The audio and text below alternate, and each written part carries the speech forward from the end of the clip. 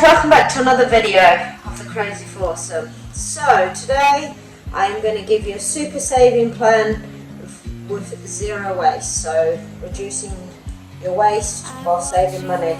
This is how we have saved enough for a deposit on a house, so it's important information, so keep on listening. The main problem we had is being able to save enough money for a deposit on a house. House prices here are probably all over the world, from what I can see, is increasing. So you need a bigger deposit in order to afford a house and to have less owed. So that's the main issue we're going to be addressing today. Keep on watching, make sure you like, subscribe and comment so that we know how you're doing and you can learn from what we're doing. Here we go, let's get into this. So, this is an easy plan to follow.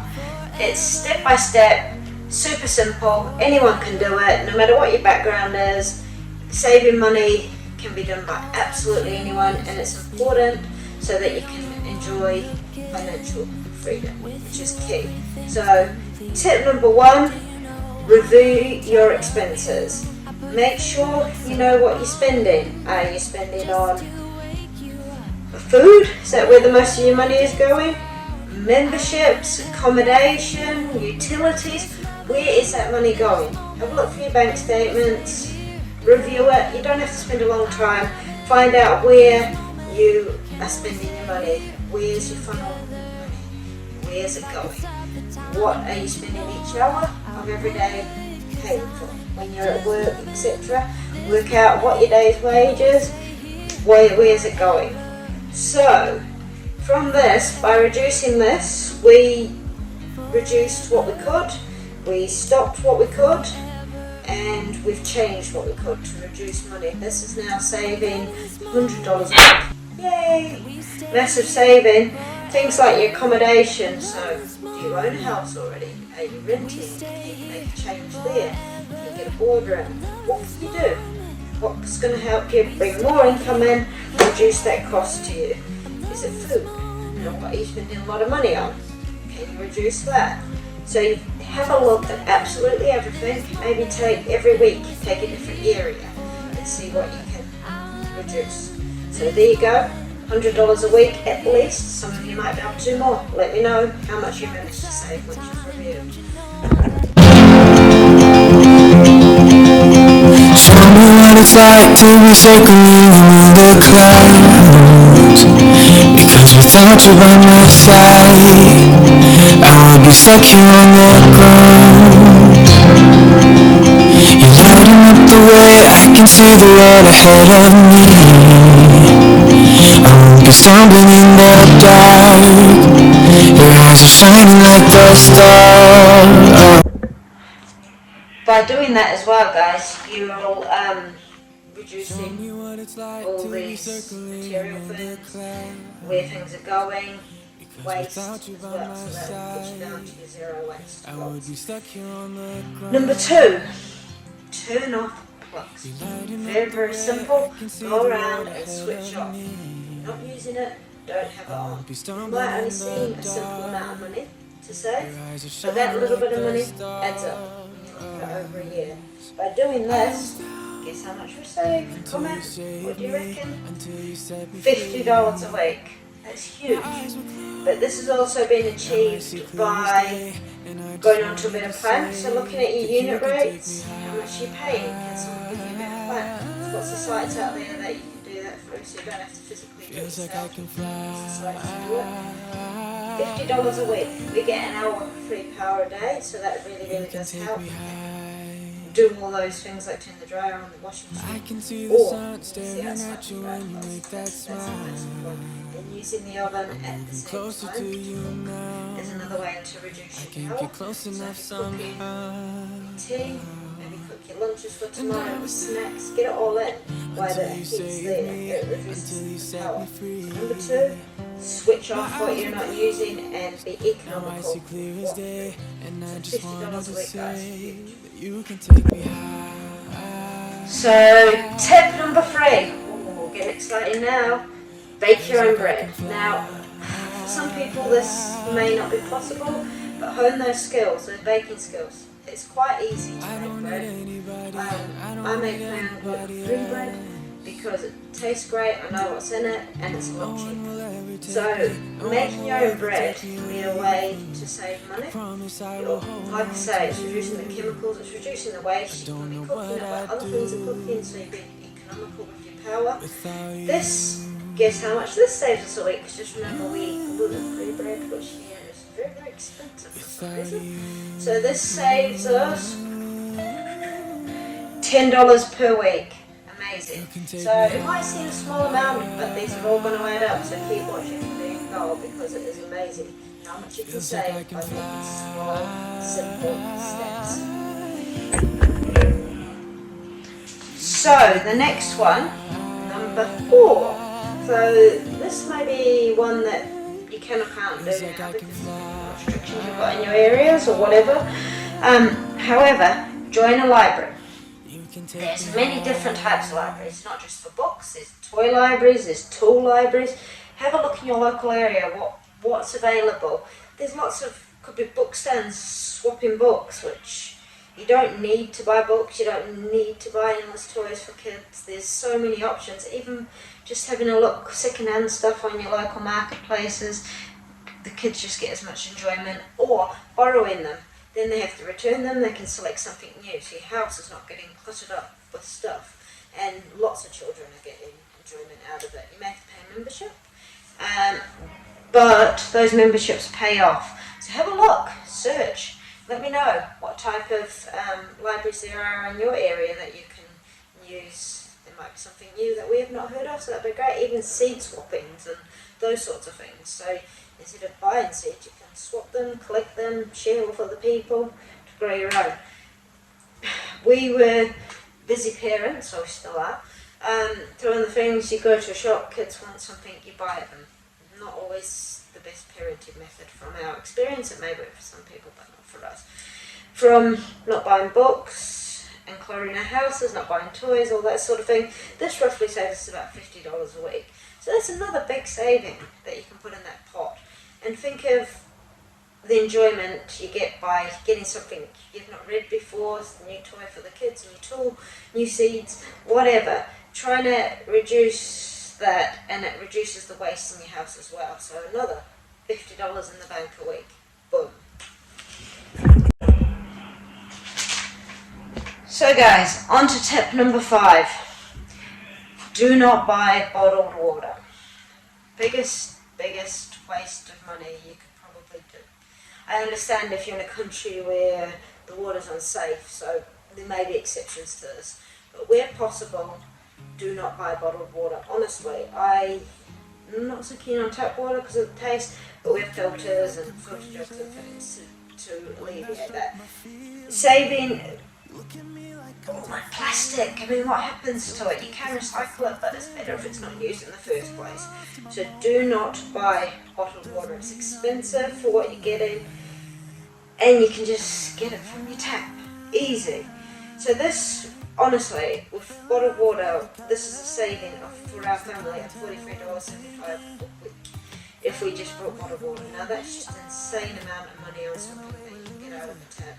Filter it. You can buy filtered taps on your taps. You can have taps that reduce the speed it comes in if you're worried about the amount of water you're using. But yeah, no, do not buy bottled water. Big waste of money. So please let me know your greatest tip. Remember, we've still got our giveaway going, so I want to hear your tips. I want to hear how much you're saving. We want to give that giveaway. Please keep interacting. Another awesome tip, food prep and make your own lunches. Some people do it, some people hate it. You want that little treat when you're at work, maybe just go to once a week, twice a week, whatever works for you to get you through your day. That's not me to criticise anyone for that. It's a massive thing, especially when you've got lots of kids. If you buy their lunches every day, etc., make the lunches. This, in turn, saves us a massive $125 per week. by making our own lunches rather than buying. So that is huge. Think of that in the pot over a year. Massive amount. And you know what you get. You know it's going to meet your requirements, you know there's going to be less waste, there's less chemicals depending on what you put in it, but just concentrate on reducing the money and reducing the waste by doing that. Now who else has kids? Wherever you go, they want a treat, a snack, it's kind of their little thing. They want. That's what we get. Can we have this? Can we have that in the supermarket or if we're on a day out? Can we have this? Want ice cream, lunch, whatever. And yes, we have fallen into that trap many times. Oh, here you go, quick, easy, I was going to make tea when we get back, etc. Here, it's been organised. Prep your snacks in advance, you can freeze them, just pull them out, off you go. Taking them with you, your own drinks, teas, coffees. We now both have our own little, reusable cups that we take. We make the effort. It's quite nice. We make for each other, whoever's doing it, and it's just that little reward to yourself. You take it with you. We have our teas or coffees. Again, no bottled water. It's in bottles. So by doing this, it saves us. Let's have a guess. I want to hear you guess. How much would you save doing this? We save, boom, $70 a week by doing that, because we're always off at the beach, etc. Kids wanting stuff. No, remove it. It's not needed. Unnecessary stuff. But one thing I do try and do is, if not all the time, but is taking something they really like, so that it's seen as a bit of a treat. It's just not packaged. It's not the stuff that's going to add to the environmental waste, and it's not going to add to the money we're having to spend and causing us from being further away from our goal. We want that goal of home ownership for our kids, for ourselves, for that security of being able to be stable. So by doing that, that's one way you can save a bit of money. Okay, do it as an occasional treat, but not all the time. And the kids are learning the respect for money, learning the respect for what you're having to do every day. Again, look at how many hours you're having to do to pay that. So that's tip number 7.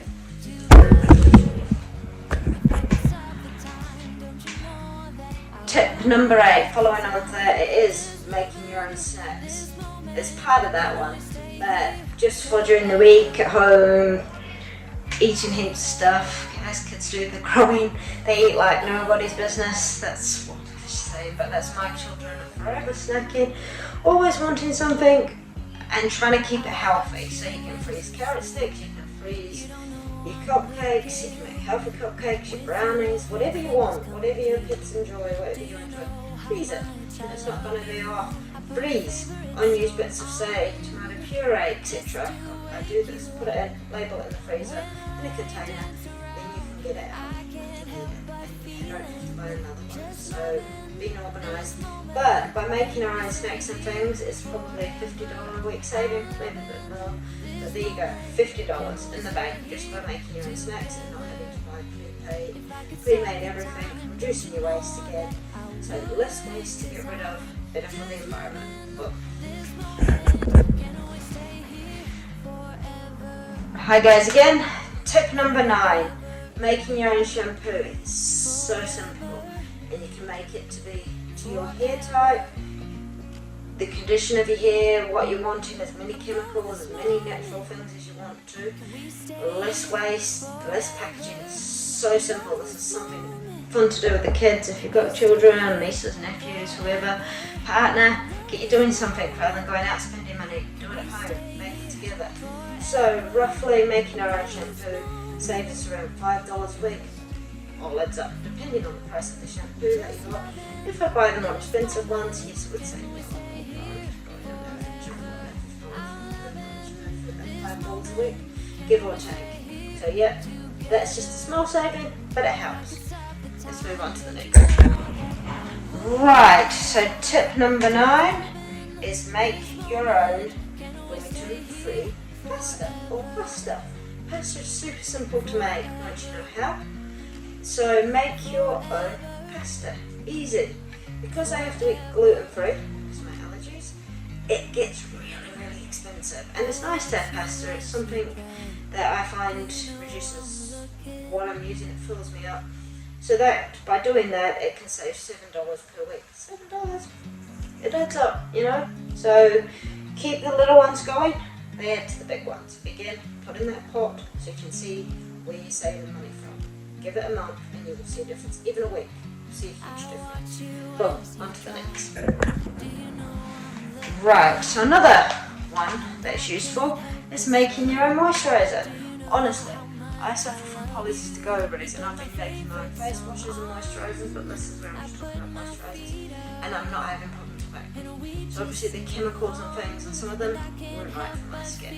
For some people it's fine, but for me, no good. So, since doing that, my skin has cleared up heaps. I'm noticing less scarring from my spots, etc. And it's money in the bank. Probably about $5 a week. So that's it. Make your own moisturizer. Simple. Really, really simple. And you know what chemicals are in it. You know what your skin can tolerate. There's something fun again to do with kids, partners, friends. Have a moisturizer making party. Have a shampoo making party with your friends. Save you going out. Save you spending money. And you're bonding over trying something new together. Keep it up, guys. Let me know if you've tried that and what your favourite recipes are.